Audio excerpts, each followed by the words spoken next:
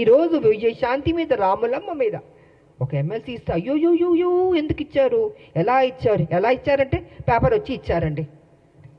ఎలా ఇస్తారండి? సోనియా గాంధీ గారు ఇచ్చారు, అద్దంకి దయాకర్ గారికి ఇచ్చారు, నాకు ఇచ్చారు, శంకర్ నాయకర్ గారికి ఇచ్చారు. సో వాట్ అండి?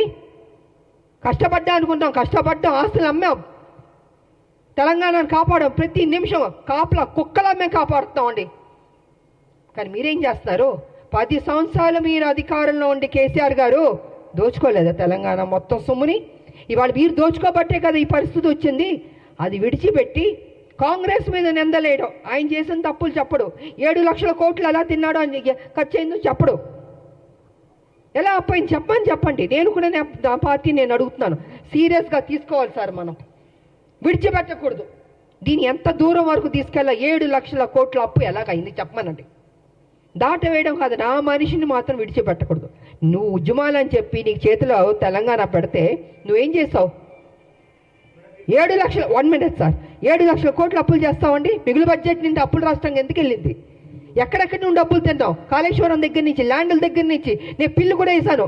10 సంవత్సరాలు మీరు అధికారంలో ఉండి కేసీఆర్ గారు దోచుకోలేదా తెలంగాణ మొత్తం సొమ్ముని? ఇవాళ మీరు దోచుకోబట్టే కదా ఈ పరిస్థితి వచ్చింది. అది విడిచిపెట్టి కాంగ్రెస్ మీద నిందలేయడం, ఆయన చేసిన తప్పులు చెప్పడు, 7 లక్షల కోట్లు ఎలా తిన్నాడో అని ఖర్చు అయిందో చెప్పడు, ఎలా అప్పయింది చెప్పండి. నేను కూడా నా పార్టీ నేను అడుగుతున్నాను, సీరియస్గా తీసుకోవాలి సార్, మనం విడిచిపెట్టకూడదు.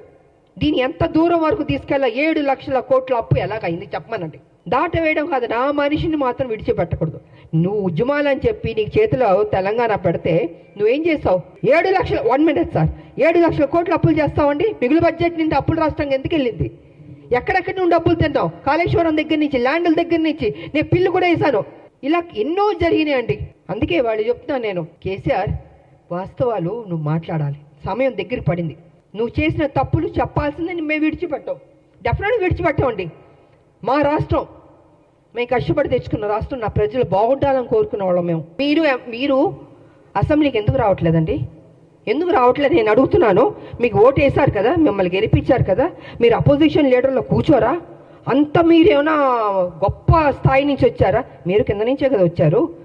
ఇప్పుడు ఈ డబ్బు, ఈ కోట్లు అన్నీ ఎక్కడి నుంచి వచ్చిందండి? మా తెలంగాణ నీకు వేసిన భిక్షం కాదు, నువ్వు గుంజుకున్నావు, మోసం చేసావు. సో కాబట్టి నేనేమంటున్నానంటే, నువ్వు రా, అసెంబ్లీకి రా, కూర్చో. నువ్వు తప్పు చేయలేదంటే చెప్పు, లెక్కలు ప్రతి 1 by 1 లెక్కలు తీసి చెప్పాలి. నువ్వు పబ్లిక్కి చెప్పాల్సిన బాధ్యత నీకుంది. ఉద్యమాలు చేసిన అని చెప్పుకుంటున్నావు, పులి నోట్లో తలకాయ పెట్టాను, నేను ఒక్కడనే కష్టపడ్డాను. నువ్వు ఒక్కడే కష్టపడలే, అందరు కష్టపడబట్టే తెలంగాణ వచ్చింది. నువ్వు అందరినీ వాడుకున్నావు, అందరితో పని చేయించుకున్నావు, నువ్వు మహారాజులా ఎంజాయ్ చేస్తున్నావు. Please subscribe Telugu politics.